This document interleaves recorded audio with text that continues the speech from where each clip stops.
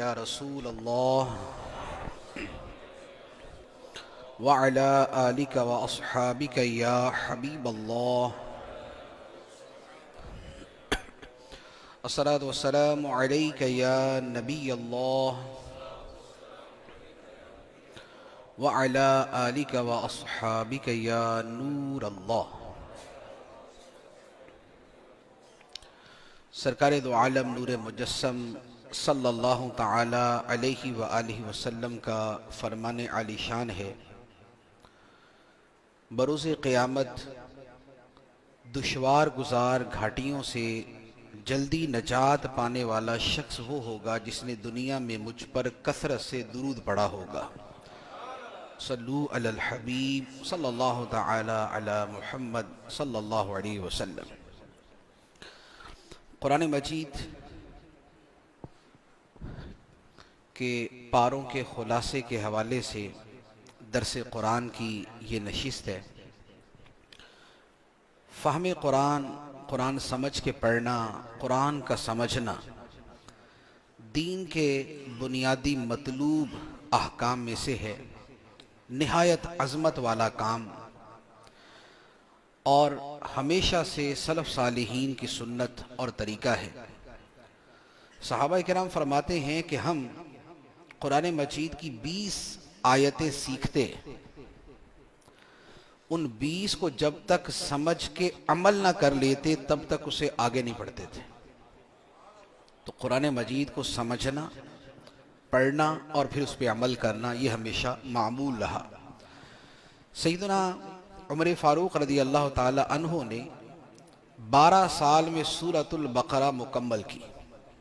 12 سال، تو یہ 12 سال میں کیسے مکمل کی کہ اس کے ایک ایک لفظ کو، ایک ایک آیت کو سمجھ کے پڑھتے رہے، اور 12 سال میں وہ مکمل ہوئی۔ تو فہم قرآن، تدبر قرآن یہ ایک عظیم عبادت، اور قرآن مجید میں اس کا بار بار حکم ہے۔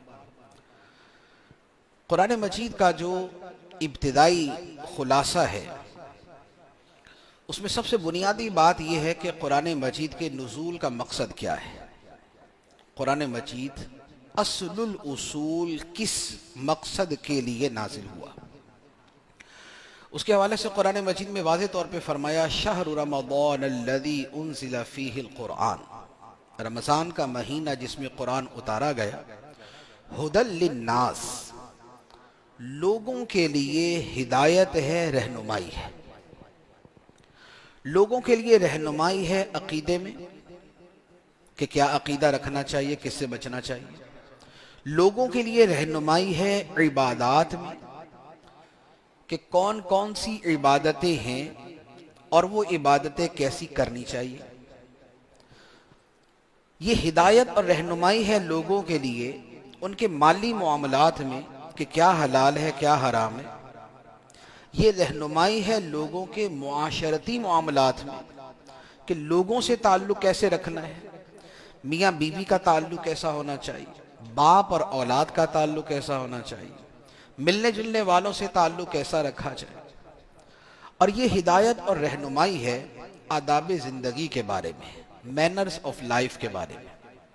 تو قرآن مجید کا جو سب سے بنیادی نقطہ ہے وہ ہے ھدی للناس۔ قرآن ہدایت ہے تمام لوگوں کے لیے، تمام انسانوں کے لیے۔ تو اب مرکزی طور پہ تو مضمون یہ ہے، اب اس کے بیان کے اندر ویریشن ہے۔ اس ہدایت کو کبھی کسی انداز میں بیان کیا، کبھی کسی انداز میں بیان کیا، کبھی اللہ کی عظمتوں کا بیان ہے، کبھی رسالت کی شانوں کا بیان ہے، کبھی آخرت، جنت اور جہنم کا بیان ہے، کبھی سابقہ نبیوں کا تذکرہ ہے، کبھی ان کی امتوں اور ان کی قوموں کا ذکر ہے، کبھی مشرکین مکہ کا تذکرہ ہے، کبھی یہود و نصارہ کی باتیں، کبھی مسلمانوں کو مختلف احکام دیے گئے ہیں، کبھی انہیں آپس کے تعلقات کے بارے میں بہت سی تفصیلات بیان کی گئی، کبھی تو عبادت کے بارے میں بات ہوتی ہے اور کبھی مال کے بارے میں بات ہوتی ہے۔ تو یہ مختلف اسالیب ہیں اور مختلف انداز ہیں کہ جن میں اس ہدایت کو بیان کیا گیا۔ اور قرآن مجید کا جو اسلوب ہے بیان کرنے کا، اس کی خوبصورتی یہ ہے کہ کفار مکہ جب قرآن سنتے تو بعض کی کیفیت یہ ہوتی کہ وہ کہتے کہ ہمیں ڈر ہے کہ ہمارا دل نہ پھٹ جائے، قرآن کی عظمت اور اس کی ہیبت سے ہمارا دل نہ پھٹ جائے، اس لیے وہ کہتے تھے آہستہ پڑھو، اونچی آواز سے نہیں پڑھو، یا جب قرآن اونچا پڑھا جائے تو تم شور مچانا شروع کر دو تاکہ سنی نہ سکے۔ اور اسی کی تاثیر کی وجہ سے کفار کہتے تھے کہ یہ قرآن تو جادو ہے، کہ جیسے جادو اثر کرتا ہے اس طرح قرآن اثر کرتا ہے۔ بعض اوقات ایک آیت دل پہ ایسا اثر کرتی ہے کہ زندگی بدل دیتی ہے۔ تو کفار کہتے تھے کہ قرآن جو ہے وہ جادو ہے، یعنی جیسے جادو اثر کرتا ہے ایسے قرآن اثر کرتا ہے۔ کبھی کہتے تھے کہ یہ شاعر کا کلام، یہ شعر ہے، کیونکہ عرب کے اندر شعر و شاعری کا بڑا مقام تھا، فصاحت و بلاغت، کلام کی خوبصورتی، اس کا بڑا مقام تھا، اور قرآن مجید کو جب سنتے تو اس کی جو بلاغت ہے اور جو اس کا حسن کلام ہے وہ انہیں محو کر دیتا اور انہیں مبہوت کر دیتا۔ کبھی اس میں غیب کی خبروں کا بیان ہے تو کفار کہتے کہ یہ تو کاہن کا کلام ہے، کاہن غیب کی خبریں دیتے ہیں، جنات سے کچھ باتیں پتہ کی اور آگے بتا دی۔ تو قرآن پاک میں بھی چونکہ غیب کی خبریں ہیں تو لہذا معاذ اللہ یہ بھی کاہن کا کلام۔ لیکن جو ان میں سمجھدار اور مختلف کلاموں کو سمجھنے والے تھے وہ کہتے تھے کہ قرآن نہ تو شعر ہے، کیونکہ شعر کا ایک ردھم ہوتا ہے، قرآن میں ردھم تو ہے لیکن شعر جیسا نہیں۔ قرآن میں ردھم تو ہے، ایک آیات کا ایک انداز چلتا ہے، وَالضُّحَىٰ وَاللَّيْلِ إِذَا سَجَىٰ مَا وَدَّعَكَ رَبُّكَ وَمَا قَلَىٰ وَلَلْآخِرَةُ خَيْرٌ لَكَ مِنَ الْأُولَىٰ وَلَسَوْفَ يُعْطِيكَ رَبُّكَ فَتَرْضَىٰ، ایک ہی انداز میں چل رہے ہیں، لیکن شعر کے اندر ایک وزن ہوتا ہے باقاعدہ، قرآن اس انداز میں نہیں تو لہذا شعر بھی نہیں۔ جادو کی بات کریں تو جادو کے جو جملے ہیں وہ ہوتے ہیں بڑے فضول قسم کے، وہ سمجھ نہیں آتے، وہ جنتر منتر کالا کلندر ٹائپ کے جملے ہوتے ہیں، وہ کہ سننے والے کو یہ سمجھ ہی نہیں آئے گا کہ یہ کلام کیا ہے، وہ جادوگروں کو پتا ہوتا ہے۔ لیکن قرآن مجید اتنا شستہ، اتنا صاف، اتنا واضح اور اتنا روشن ہے کہ قرآن مجید کی آیات پڑھتے ہیں تو ایک ایک آیت ایسے لگتا ہے جیسے دل پہ اتر رہی۔ قرآن فرماتا ہے قُلْ هُوَ اللَّهُ أَحَدٌ، تم کہہ دو کہ اللہ ایک ہے، اللہ بے نیاز ہے، نہ اس نے کسی کو جنم دیا، نہ وہ خود کسی سے جنا گیا، اور اس کے برابر کا کوئی نہیں۔ تو جادو کے اندر تو اس طرح واضح واضح کلام نہیں ہوتا، تو لہذا کہتے ہیں یہ جادو بھی نہیں۔ اچھا، کاہن جو ہے جو غیب کی خبریں دیتے تھے وہ کبھی سچی ہوتی کبھی جھوٹی ہوتی، لیکن قرآن کی خبر وہ ہے کہ دنیا ادھر سے ادھر ہو جائے، قرآن کی خبر جھوٹی نہیں ہو سکتی۔ تو اس کا نتیجہ یہ تھا کہ کفار کے جو عقلی اعتبار سے، جو دنیاوی سمجھ بوجھ کے اعتبار سے سمجھدار لوگ تھے، وہ یہ کہتے تھے کہ ما ھذا کلام البشر، یہ کسی انسان کا کلام نہیں، کہ جس میں جادو سے بڑھ کے اثر ہو لیکن وہ جادو نہ ہو، جس میں شاعری سے بڑھ کے حسن ہو لیکن وہ شعر نہ ہو، جس میں خبروں کی صداقت قطعی ہو لیکن وہ کہانت نہ ہو۔ تو کہتے تھے کہ یہ پھر کسی بندے کا کلام نہیں ہے، ایسا جامع خوبصورت کلام رب کا ہو سکتا ہے، اور یہ رب کا کلام ہے۔ تو قرآن مجید کا جو مجموعی طور پہ اس پر کلام ہے وہ بہت انداز میں ہو سکتا ہے، لیکن چونکہ آج پہلے پارے کا خلاصہ عرض کرنا ہے تو پہلے پارے کے حوالے سے پہلا پارہ جو ہے یہ 2 سورتوں پر مشتمل ہے، پہلی سورہ فاتحہ اور دوسری سورۃ البقرہ کی کثیر آیات۔ سورہ فاتحہ کی تو 7 آیتیں ہیں اور سورۃ البقرہ کی ابتدائی 141 آیات پہلے بارے میں ہے، 141، تو یہ 7 اور 141 مل کے 148، 148 آیات پہلے بارے میں، اور 17 رکوع ہے، ایک رکوع سورۃ الفاتحہ کا ہے اور 16 رکوع جو ہے وہ سورۃ البقرہ کے ہیں۔ اس میں جو پہلا رکوع ہے وہ سورہ فاتحہ کے بارے میں، اور سورہ فاتحہ کے مضامین جو ہے وہ بڑے واضح ہیں کہ سورہ فاتحہ قرآن پاک کی سب سے پہلی اور وہ مرکزی سورت ہے کہ جسے لقب دیا گیا ام الکتاب۔ ام الکتاب کہ کتاب، اللہ کی کتاب کی بنیاد، کہ قرآن مجید میں جو مضامین ہیں وہ سورہ فاتحہ کے اندر سمو دیے گئے۔ اس میں جو صوفیانہ رنگ اور عارفانہ رنگ کے اعتبار سے کلام ہے وہ تو بہت ہی یونیک ہے، کہ وہ فرماتے کہ پورا قرآن سورہ فاتحہ میں، اور سورہ فاتحہ کا خلاصہ بسم اللہ شریف میں، اور بسم اللہ شریف کا خلاصہ جو ہے وہ با میں، اور با کا خلاصہ اس کے نقطے میں، اور وہ نقطہ جو ہے وہی خالق کو تعبیر کرتا ہے، وہی بندے مخلوق کو تعبیر کرتا ہے، اور اسی کی شرح اور اسی کا خلاصہ آگے مزید پھیلتا ہے۔ لیکن یہ یوں کہہ لے کہ تھوڑا سا ذرا اور انداز کی گفتگو ہے۔ شیخ محی الدین ابن عربی رحمۃ اللہ علیہ نے سورہ فاتحہ پر کلام کیا ہے، تو یوں کہہ لے کہ اس کو سمجھنے کے لیے بھی مہینوں چاہیے ہوتے ہیں، تب جا کے سورہ فاتحہ کی سمجھ آتی ہے کہ کس اعتبار سے اس کا کیا مفہوم، با کا نقطہ نیچے کیوں ہے اوپر کیوں نہیں ہے، اور اس کے اوپر کسرہ ہے زیر ہے زبر کیوں نہیں ہے۔ تو یہ ایک ایک شے کے اندر نقطے بیان کیے، لیکن جو واضح واضح چیزیں ہیں وہ یہ کہ قرآن مجید کی ابتدا اللہ تبارک و تعالی نے اپنی حمد سے کی، اور حمد کے ساتھ اپنی وہ صفات بیان کی کہ جن کا تعلق مخلوق کے ساتھ ہے، کہ وہ مخلوق کا پالنے والا ہے، مخلوق پہ مہربان ہے، مخلوق پہ رحمت کرنے والا ہے۔ تو اس سے پتہ چلا کہ قرآن مجید کے جو مرکزی مضامین ہیں اس میں خلق خدا، اللہ کی مخلوق کا جو ہے وہ بڑا عمل دخل ہے، کہ قرآن مجید کے مرکزی مضامین کے اندر انسان شامل ہے۔ تو پہلے اللہ تعالیٰ نے اپنی ربوبیت، رحمت کا بیان کیا، اور اس کے بعد اس ربوبیت کے صدقے جو بندوں کو نعمتیں ملی، ان نعمتوں کا حساب جس دن ہونا ہے اس دن کا بیان کیا، مالک یوم الدین، روز جزا کا مالک۔ پھر اس کے بعد سورہ فاتحہ کی یہ ابتدائی 3 آیتیں، یہ تو بندے کی زبان سے اللہ کی حمد ہے جو خالص اللہ کی حمد پر مشتمل ہے۔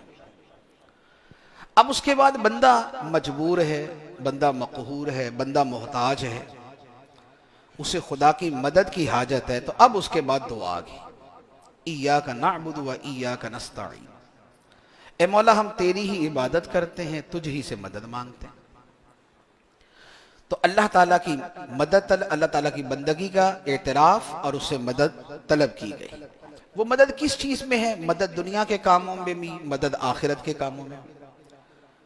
تو اب اس میں اہدنا الصراط المستقیم جو ہے کہ صراط مستقیم جو دنیا میں چلنے کا راستہ ہے لیکن فائدہ اس کا آخرت میں ہوگا، تو لہذا اہدنا الصراط المستقیم میں دنیا بھی مانگ لی، آخرت بھی مانگ لی، کہ صراط مستقیم جو ہے وہ نبیوں کا، ولیوں کا، اللہ کے پیاروں کا، صدیقوں کا، شہیدوں کا راستہ ہے، لہذا اس میں عبادت اور یہ سب چیزیں تو ہیں، لیکن کیا وہ جو نبی، ولی اور بزرگ ہیں ان کے راستے کے اندر سچ بولنا ان کا راستہ نہیں، دیانت داری ان کا راستہ نہیں، سچا وعدہ کرنا ان کا راستہ نہیں، وہ بھی سارے ان کے راستے۔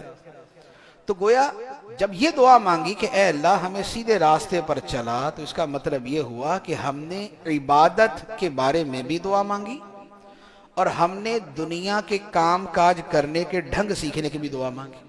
اے اللہ ہمیں وہ طریقہ بھی سکھا جس سے تیری عبادت کرے، اور ہمیں وہ بھی سکھا کہ جس کے ساتھ ہم دنیا میں چلیں، ماں باپ کے ساتھ کیسا سلوک کریں جیسے اچھوں نے کیا، اولاد کی تربیت کیسے کریں جیسے حضرت لقمان نے بیان کی، رشتہ داروں کے ساتھ کیسی صلہ رحمی کریں جیسے صدیق اکبر کیا کرتے تھے۔ تو اچھوں کا راستہ جو ہے اس راستے کے اوپر چلنا ہے۔ تجارت کیسے کرنی جیسے عثمان غنی کرتے تھے رضی اللہ تعالیٰ۔ تو یہ ہے جو اللہ تعالیٰ کے انعام یافتہ بندے ہیں ان کے راستے کی دعا۔ اور سیدھے راستے پہ بندہ تب چل سکتا ہے کہ جب غلط لوگوں سے دور رہے۔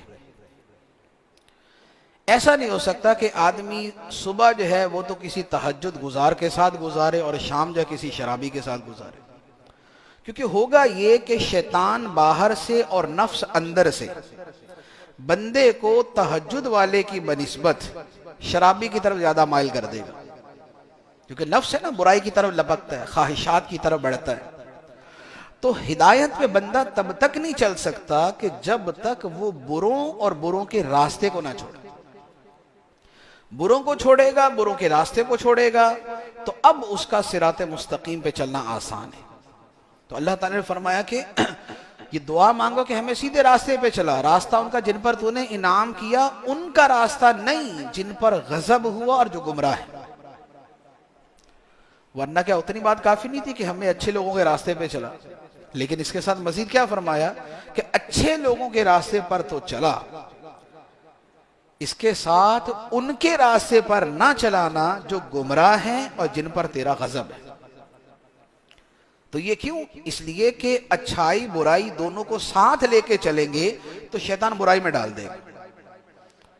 جو آدمی یہ کہتا ہے کہ میں دونوں طرح کے لوگوں کے ساتھ چلوں گا، عقیدے کے اندر جو ہر طرح کے لوگوں سے ملتا ہے تو اس کا عقیدہ رہتا ہی کوئی نہیں، وہ ویسے ہی گھوم جاتا ہے۔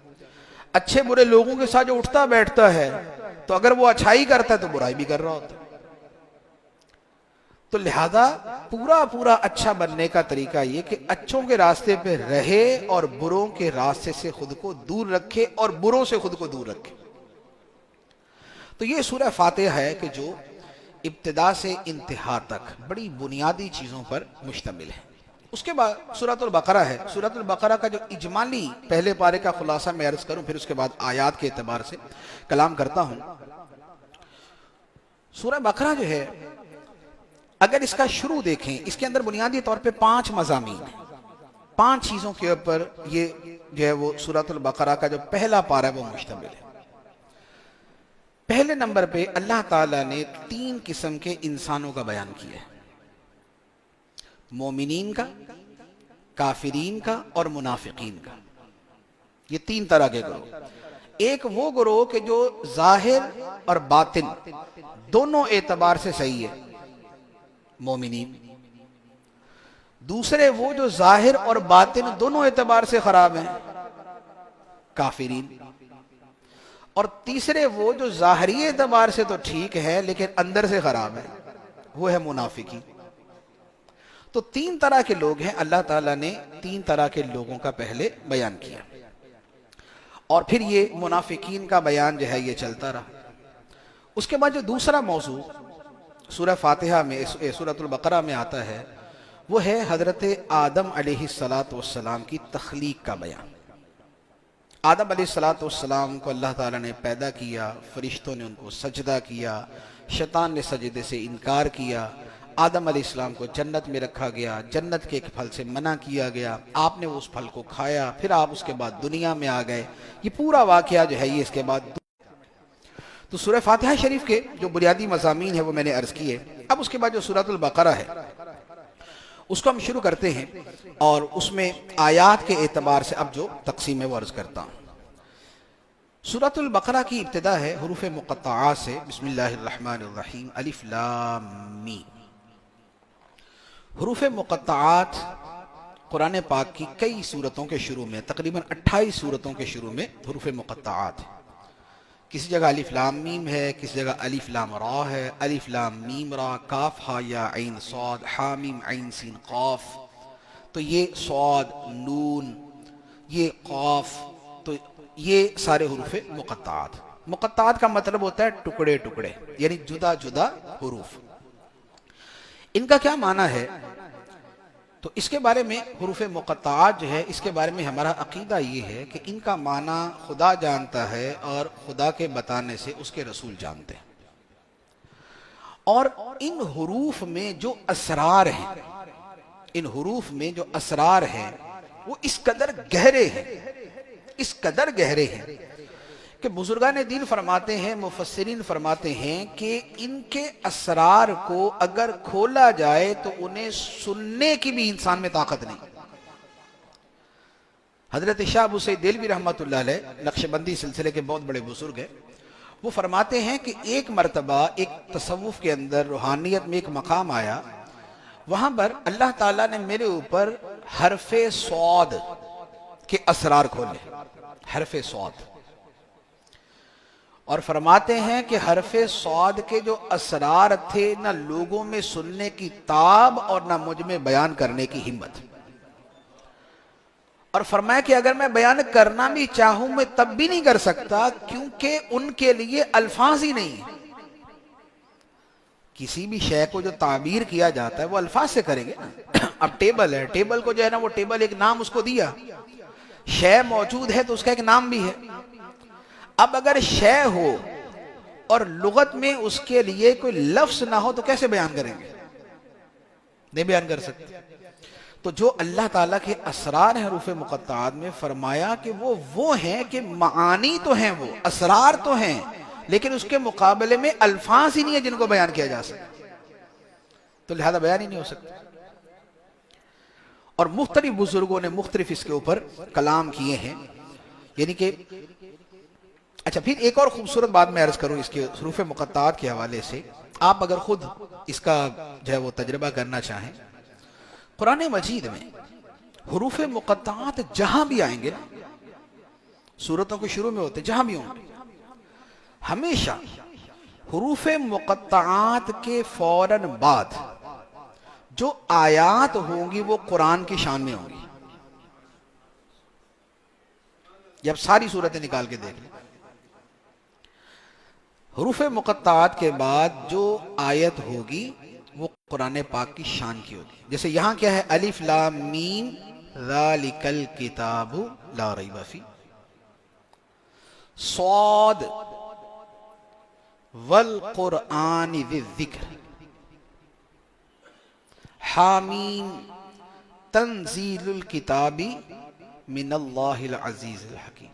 یہ جتنی بھی آیتیں آپ نکال لیں، ہر جگہ پہ اس کے بعد قرآن پاک کی جو ہے وہ عظمت و شان کا بیان ہوگا۔ اس کی وجہ کیا ہے؟ بزرگوں نے فرمایا اس کی وجہ یہ ہے کہ حروف مقطعات جو ہیں یہ علوم قرآنیہ کی چابیاں ہیں۔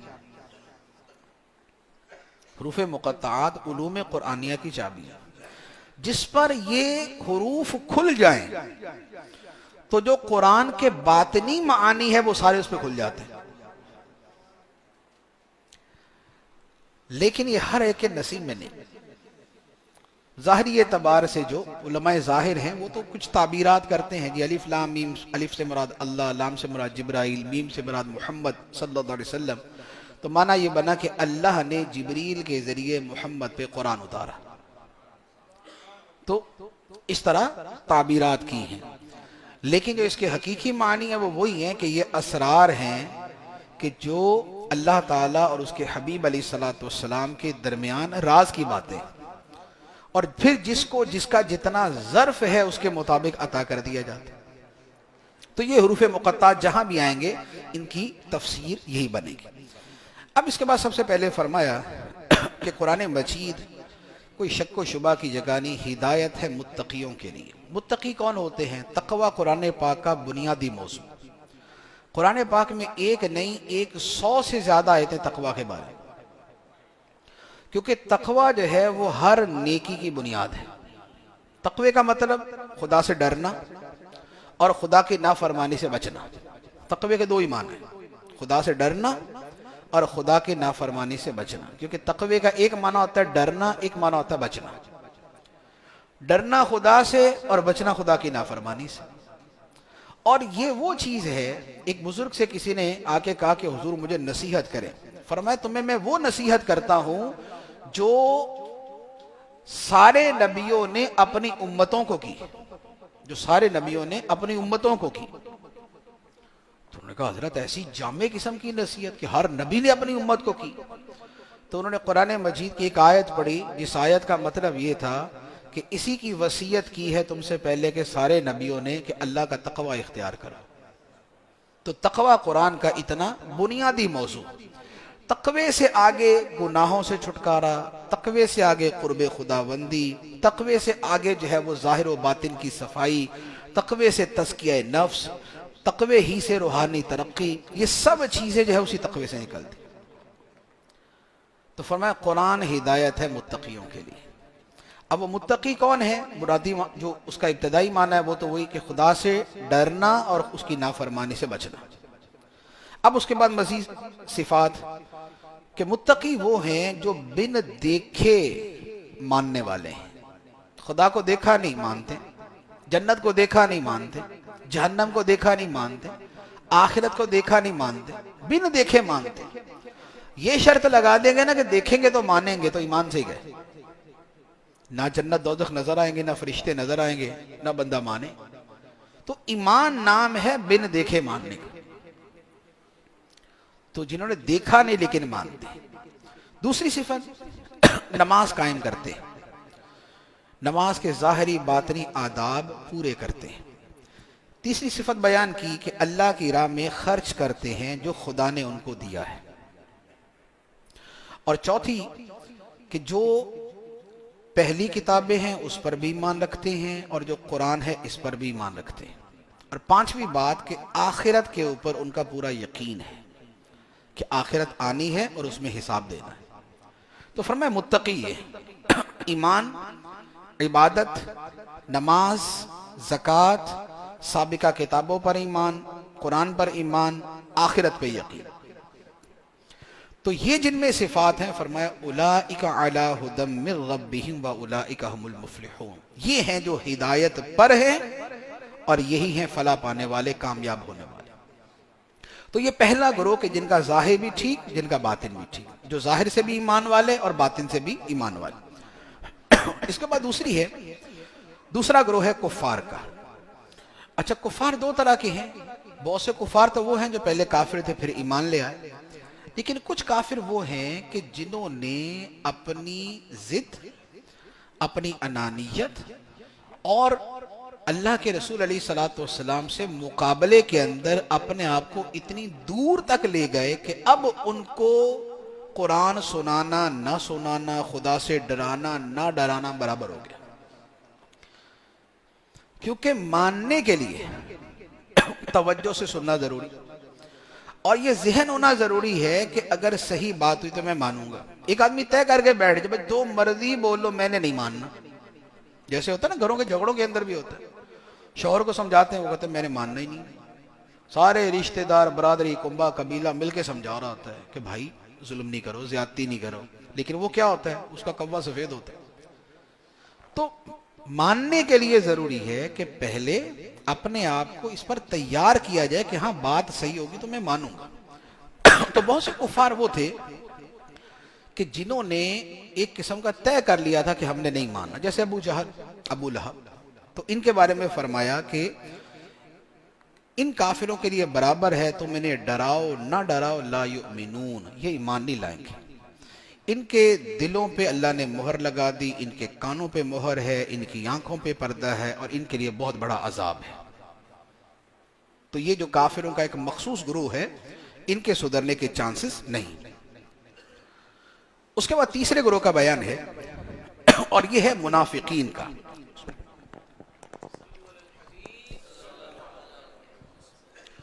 منافقین کا جو گروہ ہے، منافقین کا سب سے بڑا جو پرابلم تھا نا وہ صرف ایک تھا۔ منافق یہ نہیں کہتے تھے کہ ہم خدا کو نہیں مانیں گے، منافق یہ نہیں کہتے تھے ہم آخرت کو نہیں مانیں گے، خدا کو بھی مانتے تھے، آخرت کو بھی مانتے تھے۔ منافقوں کا ایشو ایک ہی تھا کہ خدا کو تو مانیں گے لیکن خدا کے حبیب کو نہیں مانیں گے۔ یہاں پر بھی یہی وَمِنَ النَّاسِ مَن يَقُولُ آمَنَّا بِاللَّهِ وَبِالْيَوْمِ الْآخِرِ، فرمایا کہ کچھ لوگ ہیں جو کہتے ہیں کہ خدا کو بھی مانتے ہیں، آخرت کو بھی مانتے ہیں، خدا کو بھی مانتے آخرت کو بھی مانتے، لیکن اللہ تعالیٰ فرماتا ہے وَمَا هُمْ بِمُؤْمِنِينَ، پھر بھی مومن نہیں۔ تو بتائیے جب خدا کو بھی مان لیا اور آخرت کو بھی مان لیا، حساب کو مان لیا، جنت کو مان لیا، جہنم کو مان لیا، پھر بھی رب فرماتا ہے مومن نہیں، کیوں؟ اس لیے کہ نبی پاک علیہ الصلوۃ والسلام کو نہیں مانا۔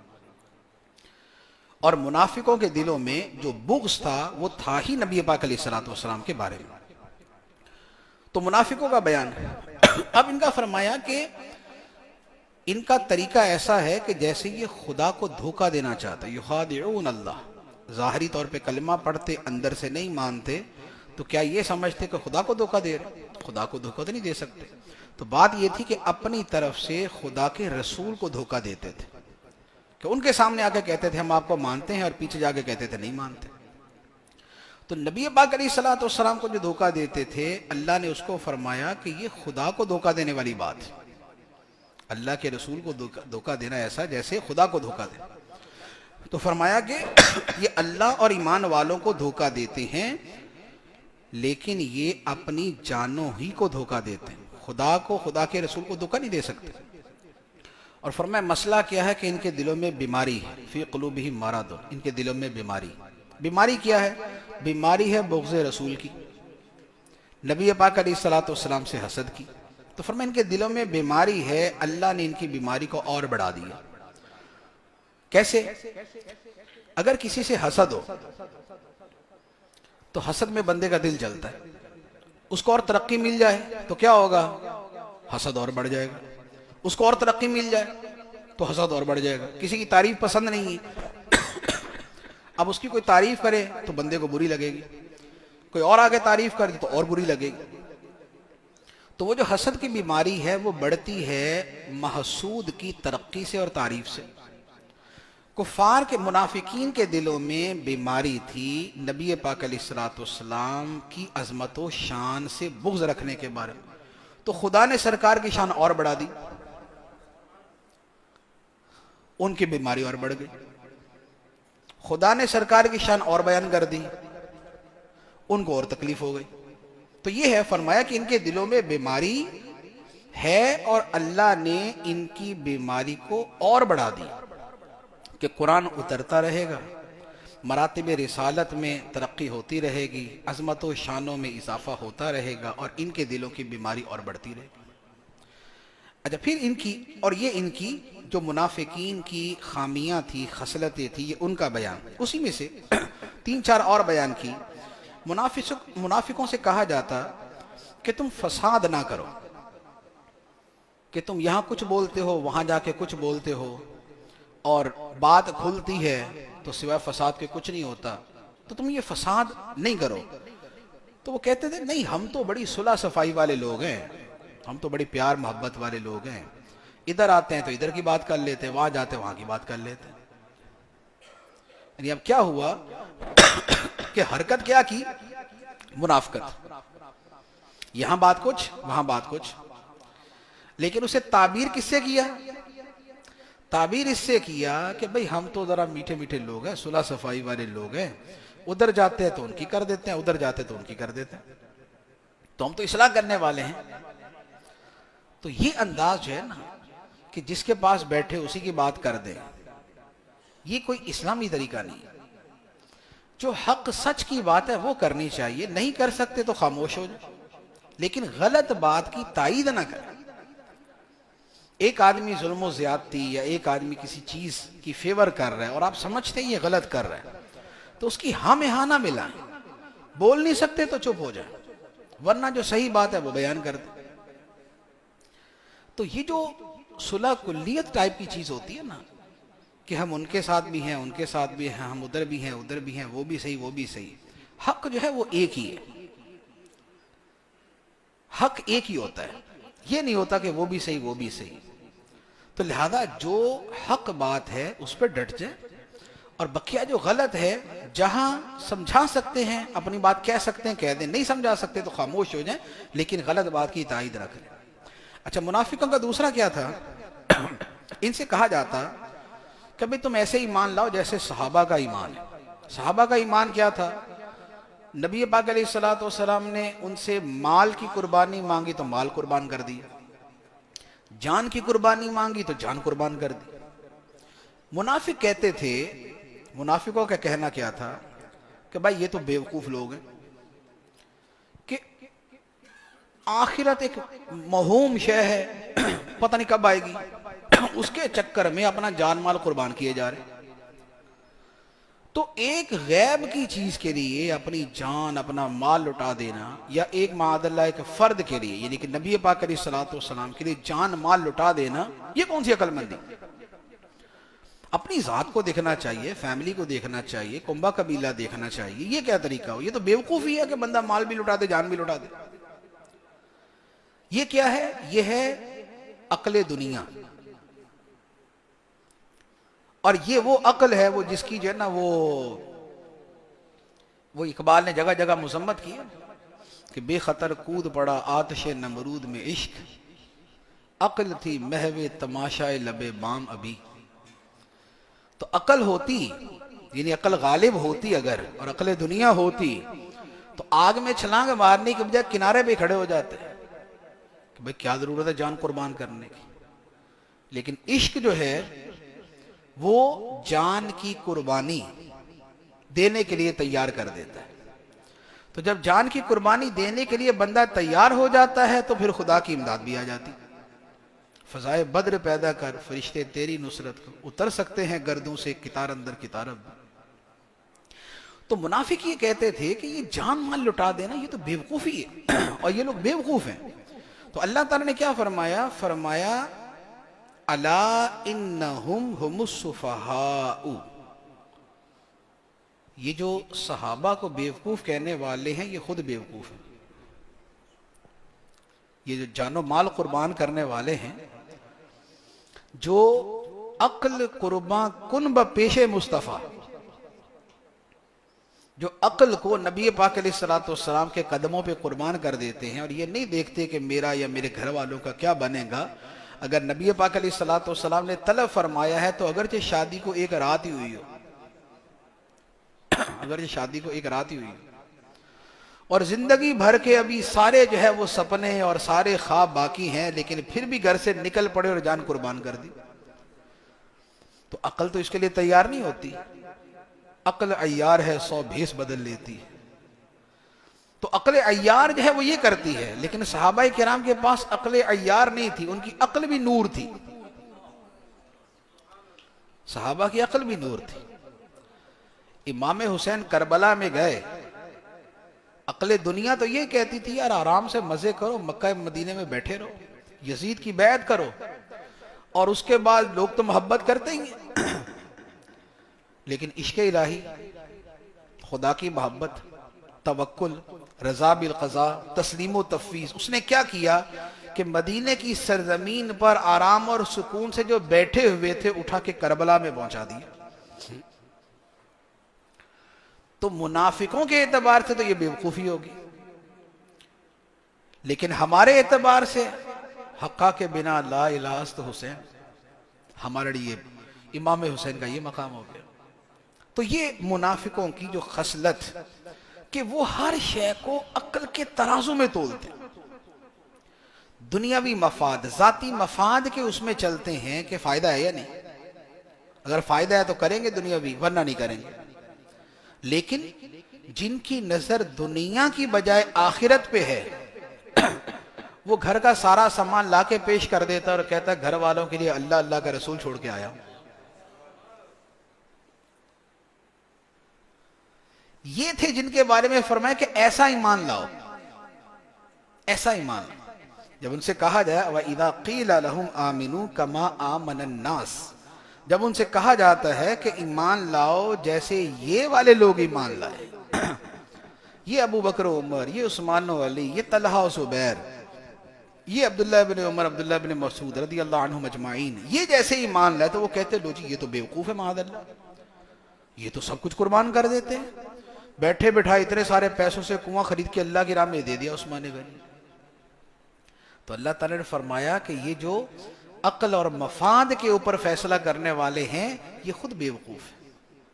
تو یہ ان کی اگلی خرابی جو ہے وہ بیان کی. پھر آگے ان کی منافقت کہ جب مومنوں سے ملتے ہیں تو کہتے ہم ایمان لائے، اپنے شیطانوں کے پاس جاتے ہیں تو کہتے ہم تو تمہارے ساتھ ہیں، انا معکم وی آر ود یو، ہم تمہارے ساتھ. ہم تو ادھر مذاق کر رہے تھے، ہم جو یہ کہہ رہے تھے نا ہم مذاق کر رہے تھے. تو دین کو مذاق کے لیے استعمال کرنا یہ منافقوں کا طریقہ، دین کو مذاق کے لیے استعمال کرنا یہ منافقوں کا طریقہ.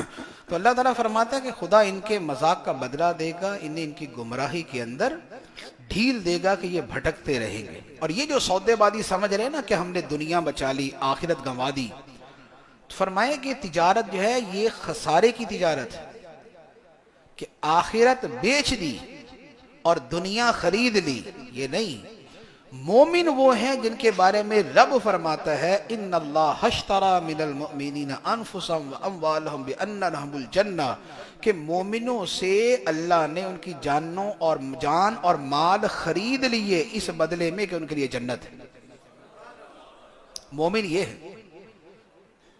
منافق آخرت بیچ دی، دین بیچ دیا، دنیا بچا لی، اور مومن جان بیچ دی، مال بیچ دیا اور جنت کما لی۔ تو لہذا جتنی جنت کما سکتے ہیں اتنی کمانی چاہیے۔ مال کے ذریعے کما سکتے ہیں مال کے ذریعے کما، عبادت کے ذریعے کما سکتے ہیں عبادت کے ذریعے کما۔ تو یہ ان کی چیزیں بیان کی۔ اس کے بعد ان کے بارے میں کچھ مثالیں بیان کی، جو مثالوں کا خلاصہ بیسیکلی یہ ہے، وہ مثال پہ کلام کروں گا طویل ہو جائے گا۔ خلاصہ یہ ہے کہ منافقوں کی حالت ایسی ہے، یوں سمجھے کہ بارش ہو رہی ہے اور کہیں جانا ہے۔ اب بارش برس رہی ہے، کبھی تو یکدم بجلی چمکتی ہے تو روشنی راستہ نظر آتا ہے، قدم بڑھانے لگتے ہیں تو یکدم اندھیرا چھا جاتا ہے، پھر تاریکی کے اندر گرج چمک کی آواز آتی تو کانوں میں انگلیاں ڈال لیتے کہ مرے، ابھی بجلی گرے گی، مر جائیں گے۔ تو ایک عجیب تذبذب کا شکار ہے کہ آگے بڑھے یا نہ بڑھے۔ ایک قدم آگے بڑھایا روشنی ہوئی، اندھیرا ہوا تو پھر پیچھے ہو گئے۔ تو یہ شک و شبہ میں، یہ ڈاؤٹس کے اندر رہنا جو ہے، یہ منافقوں کی خصلت۔ کبھی تو کہتے یار واقعی اسلام اچھا ہی ہے، دیکھو نا کتنے آرام سے رہ رہے ہیں، صفائی بھی ہو جاتی ہے بدن کی، وضو بھی کر لیتے ہیں، اسلام اچھا ہی ہے۔ اچھا، اور کبھی جب حکم ہوا کہ نکلو جہاد کے لیے تو اب کہنے لگے ہیں جہاد کے لیے تو مر جائیں گے، کہتے نہیں بھی نہیں، ہمیں نہیں اسلام پسند۔ تو یہ کہ کبھی تو قدم بڑھا لیا، کبھی ہٹا لیا، بڑھا لیا، ہٹا لیا۔ تو یہ جو شش و پنج والی کیفیت ہے، اس کے بارے میں فرمایا کہ ان لوگوں کی مثال ایسے ہے کہ یہ تردد میں، تذبذب میں اور شک میں رہتے ہیں۔ اور مومن کون ہے؟ فرمایا کہ مومن وہ کہ جو ایمان لایا ثم لم یرتابو، پھر شک کا شکار نہ ہو، پھر شک کا شکار نہ ہو۔ عقیدہ وہ ہوتا ہے کہ جس پہ بندہ ڈٹ جاتا ہے۔ عقیدہ یہ نہیں ہوتا کہ اس کی سنی تو بندے نے کہا اچھا یار بات تو صحیح لگ رہی ہے، دوسرے کی سنی ہاں یار وہ فلاں ٹی وی والا بھی صحیح کہہ رہا تھا، وہ فلاں والا بھی صحیح کہہ رہا تھا۔ یہ عقیدہ نہیں ہے، یہ شک ہے۔ عقیدہ وہ ہے کہ شیطان 100 دلیلیں دے اور بندہ آگے سے یہ کہے بھائی ہم تو بغیر دلیل کے ہی ماننے والے ہیں۔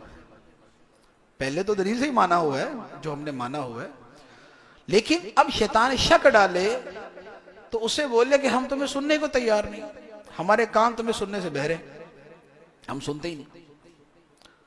تو شک اور ڈاؤٹس کے اندر رہنا جو ہے یہ منافقوں کی حالت، اور وہ بیچارے اسی کے اندر مر جاتے تھے، اسی کے اندر مر جاتے تھے۔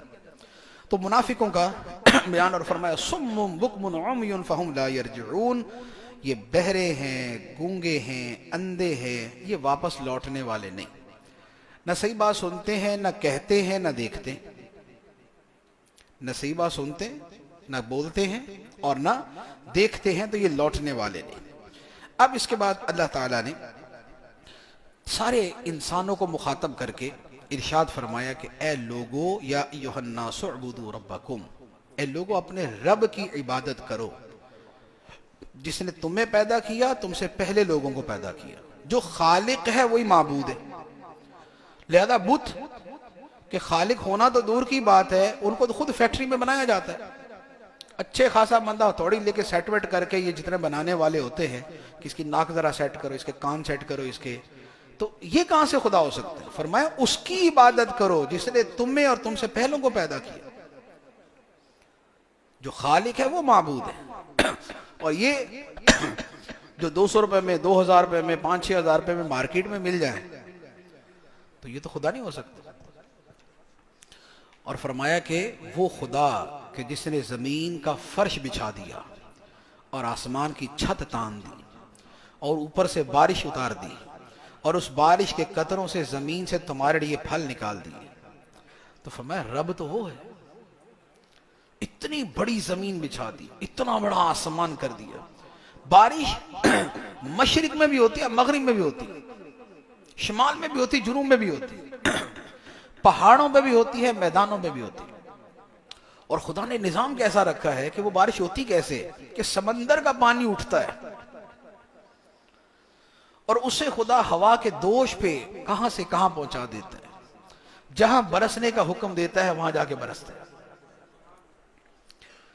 تو یہ جس نے ایسا یونیک نظام بنایا ہے وہ تمہارا خالق ہے، اس کی عبادت کرو، اس کی عبادت کرو جس کے اتنے احسانات ہیں. تو یہ اللہ تعالیٰ کی بندگی کی بات ہوئی. اب اس کے بعد سرکار دو عالم صلی اللہ تعالیٰ علیہ وسلم کا تذکرہ ہے، کیونکہ قرآن مجید کا اسلوب اور ہمارے دین کی بنیاد کیا ہے؟ دو چیزیں، لا الہ الا اللہ محمد الرسول اللہ. خدا اور خدا کے رسول صلی اللہ علیہ وآلہ وسلم دونوں کو ماننا اور دونوں کی اطاعت کرنا اور دونوں کو ساتھ رکھنا، اطاعت میں اور ماننے میں، ایمان میں، یہ ضروری. تو اب اللہ تعالیٰ کے بندگی کے بعد اب فرمایا کہ اگر تمہیں شک ہے اس کتاب کے بارے میں جو ہم نے اپنے بڑے ہی خاص بندے پہ اتاری ہے، اگر تمہیں شک ہے وَإِن كُنتُمْ فِي رَيْبٍ مِّمَّا نَزَّلَ عَلَىٰ عَبْدِنَا، اگر تمہیں شک ہے اس کتاب کے بارے میں جو ہم نے اپنے خاص بندے پہ نازل کی ہے، تو پھر اس جیسی تم بھی بنا کے لے آؤ، کوئی ایسی صورت تم بھی بنا کے لے آؤ. تو قرآن جیسی صورت تو نہیں بن سکتی، نہ قرآن جیسی کتاب نہ اس کی صورت جیسی صورت. تو فرمایا کہ اگر تم یہ نہ کر سکو اور ہم بول دیتے ہیں کہ تم نہیں کر سکتے، خدا نے فرمایا کہ اگر تم نہ کر سکو، قرآن جیسی کتاب نہ بنا سکو، اس کی صورت جیسی صورت نہ بنا سکو، اور ہم تمہیں پہلے ہی کہہ دیتے ہیں کہ ہوگا نہیں تم سے، تو فرمایا کہ جب تم نہیں کر سکتے تو پھر بچو اس آگ سے جس کا ایندھن آدمی اور پتھر ہے. مراد یہ کہ پھر مان لو. جب بنا نہیں سکتے اور یہ ثابت ہو جاتا ہے کہ بشر کا کلام نہیں ہے، رب کا کلام ہے، تو پھر مان لو. مان لو گے تو کیا ہوگا؟ فرمایا بشر الذین آمنوا وعملوا الصالحات ان لهم جنات تجری من تحتها الانہار. فرمایا بشارت دے دو ایمان والوں کو، اچھے عمل والوں کے، کہ ان کے لیے ایسے باغات ہیں کہ جن کے نیچے نہریں جاری. جب کبھی جنت میں ان کو رزق دیا جائے گا، کو پھل دیا جائے گا، تو وہ کہیں گے یہ تو ہمیں پہلے بھی ملا تھا، اور انہیں ملتا جلتا دیا گیا. اور جنت میں ان کے لیے پاکیزہ بیویاں ہوں گی اور وہ جنت میں ہمیشہ رہیں گے. یہ ہے ماننے والوں کے لیے. اس کی آگے کافی تفصیل ہے لیکن وہ ذرا مزید ہو جائے گی.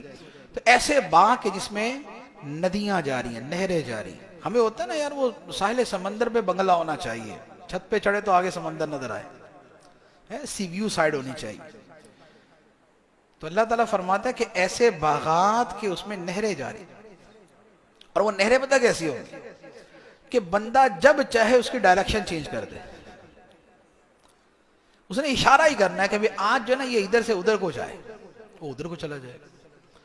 اس کو اشارہ کرنا ہے کہ یہ تھوڑا سا یوں ہو کے گزرے، وہ جنت کے نہر وہاں سے ہو کے گزرے گی. کیونکہ جنت میں ہر وہ شے ہے جو بندہ چاہے گا.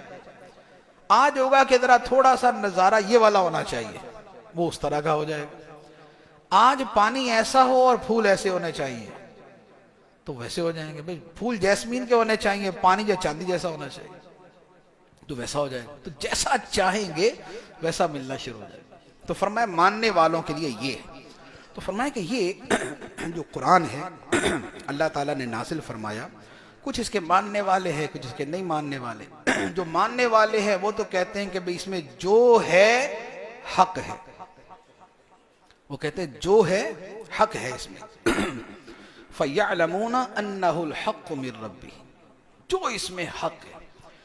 اور جو نہیں ماننے والے کافر ہیں وہ کبھی کسی بات کو اعتراض لے کے بیٹھ جاتے، کبھی کسی بات پہ اعتراض کہ لو جی قرآن پاک میں اللہ تعالیٰ نے مکھی کی مثال دی ہوئی ہے، قرآن میں جچتی ہے مکھی کی مثال؟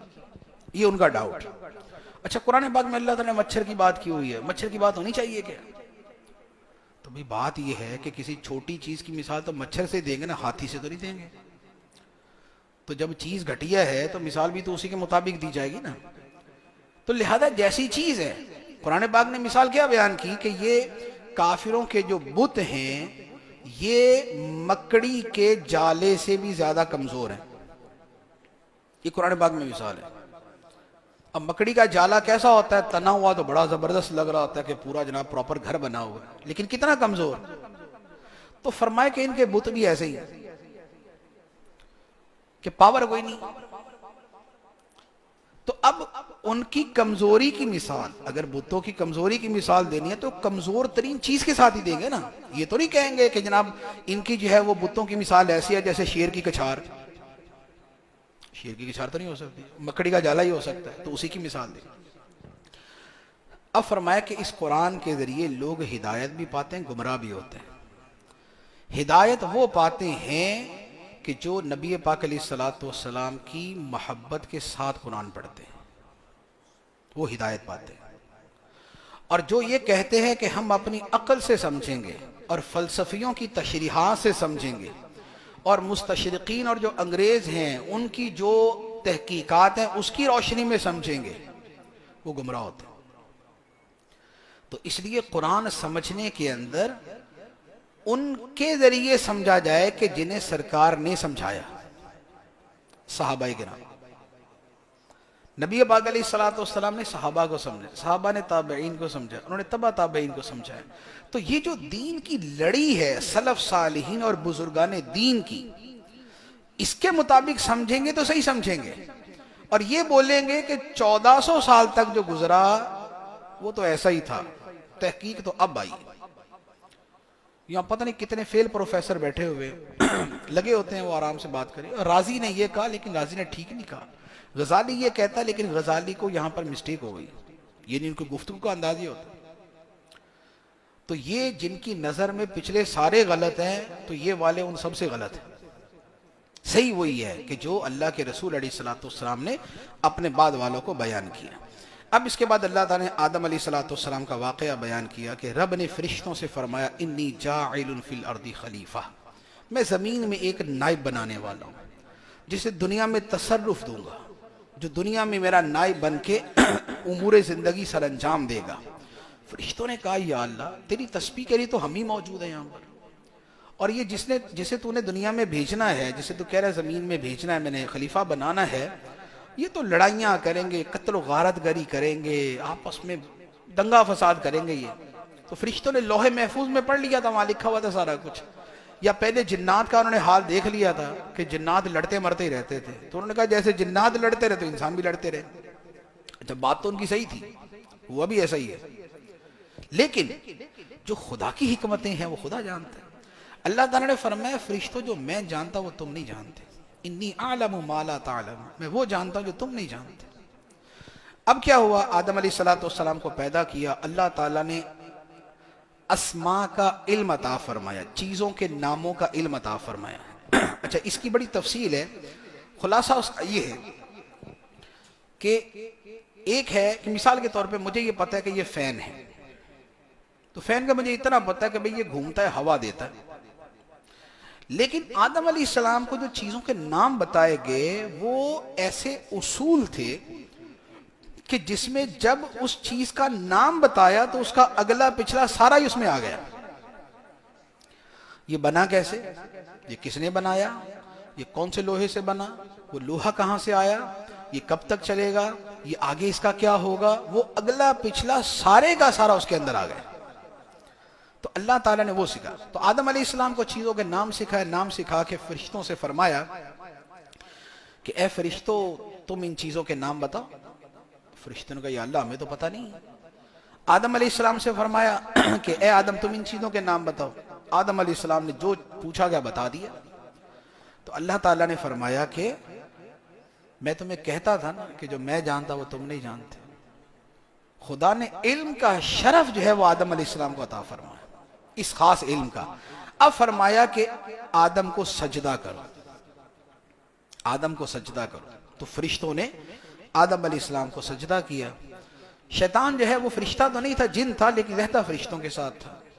تو وہ بھی اسے بھی حکم تھا کہ تم بھی سجدہ کرو. اس نے کہا میں تو نہیں کرتا. تو کیوں نہیں کرتے؟ اس نے کہا یا اللہ تیری وحدانیت کے خلاف، سجدہ تو کرنا ہی تجھے چاہیے، تو میں تو نہیں کرتا، میں خود اس سے بہتر ہوں، یہ مٹی سے بنا، میں آگ سے بنا، آگ اوپر مٹی نیچے۔ تو اللہ تعالیٰ نے فرمایا کہ مردود نکل جائے یہاں سے نکل جائے، کیونکہ اللہ کے حکم کے آگے اپنی عقلیں لڑاتے پھرنا کہ نہیں میں اس سے بہتر ہوں، میں آگ سے بنا، آگ اوپر کو جاتی ہے، یہ مٹی سے بنے، مٹی نیچے پڑی ہوتی ہے۔ خدا نے حکم دے دیا تو پھر عقل نہیں استعمال کرنی، عقل خدا کے حکم کی تائید میں استعمال کرے تو ٹھیک ہے، لیکن تردید میں استعمال کرے تو غلط ہے۔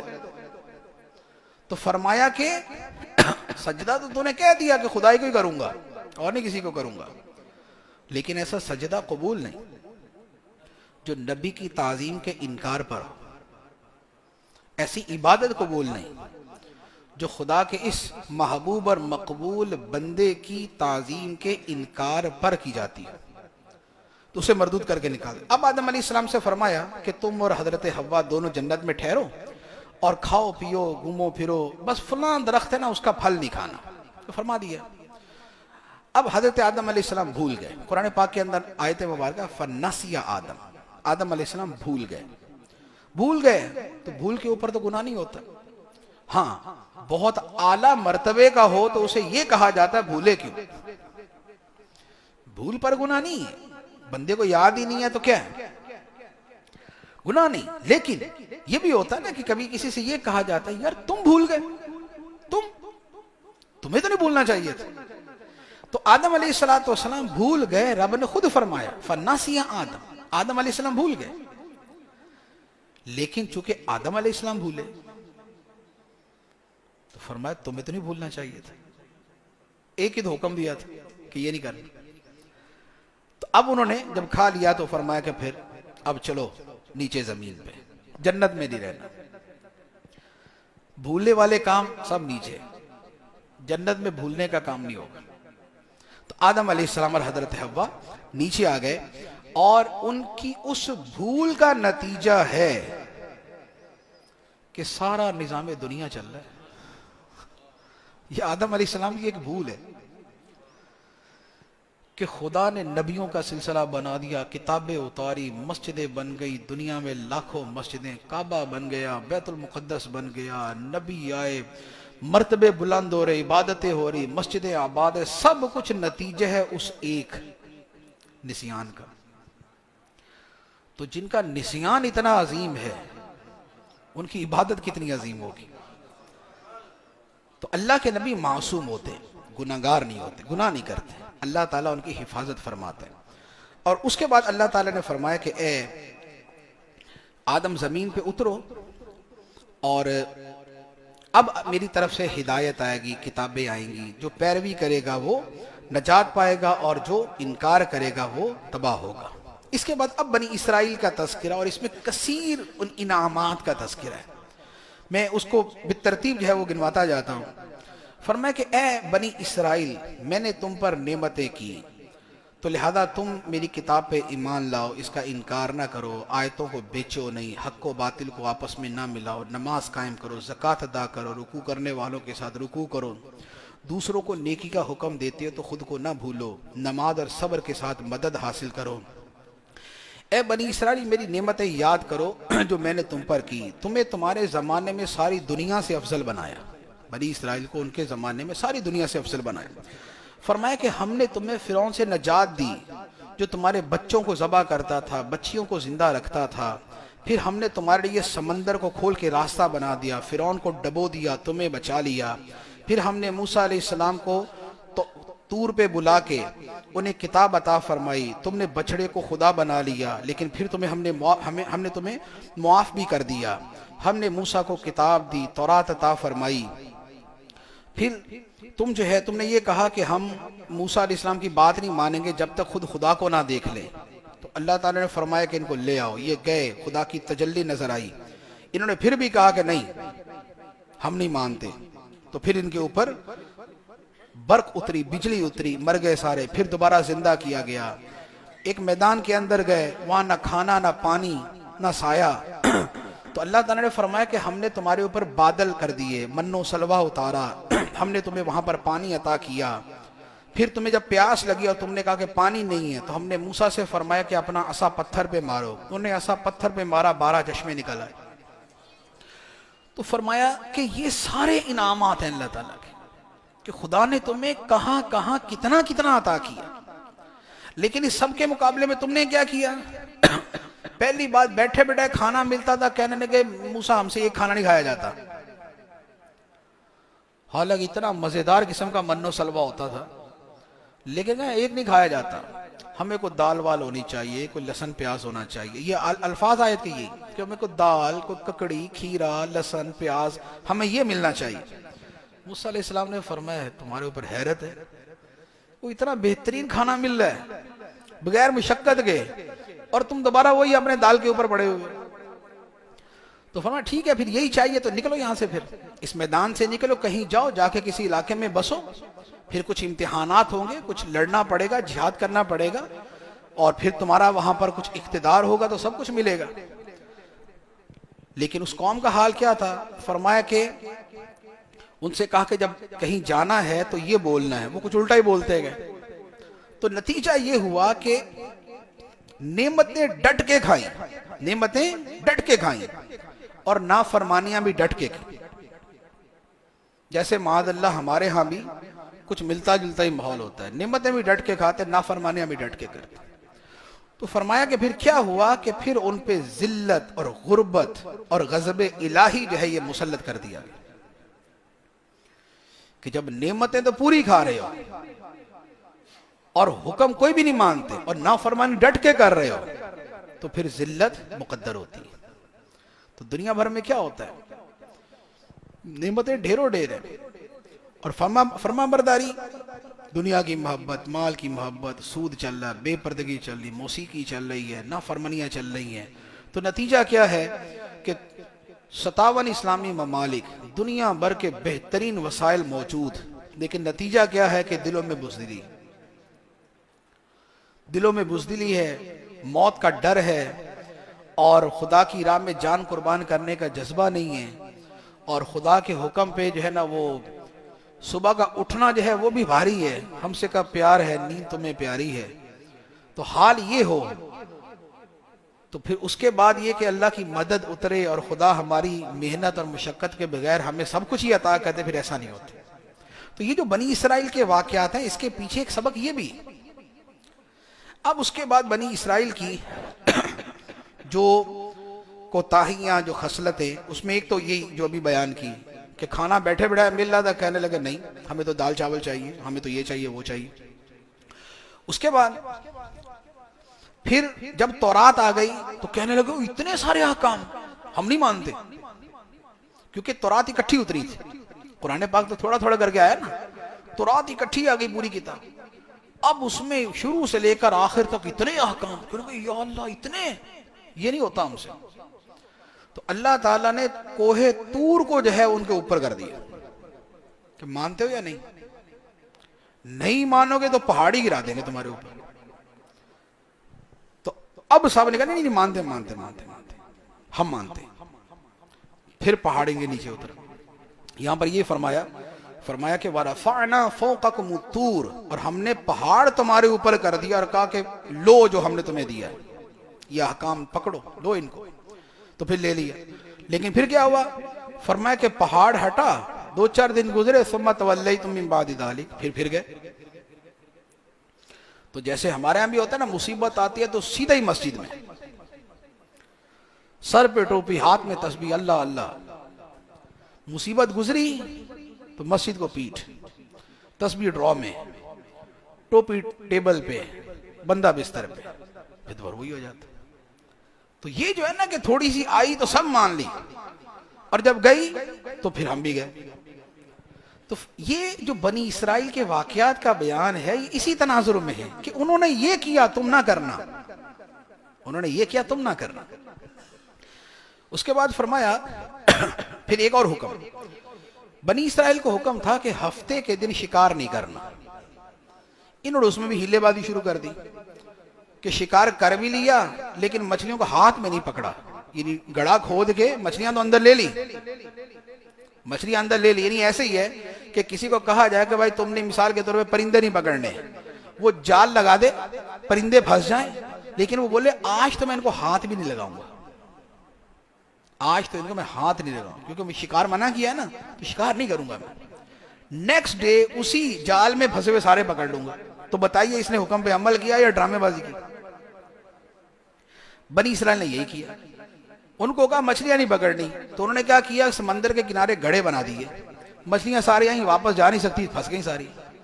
اگلے دن آئے، مدے سے مچھلیاں پکڑی، کہ نا ہفتے کو تو ہم نے ہاتھ بھی نہیں لگایا تھا۔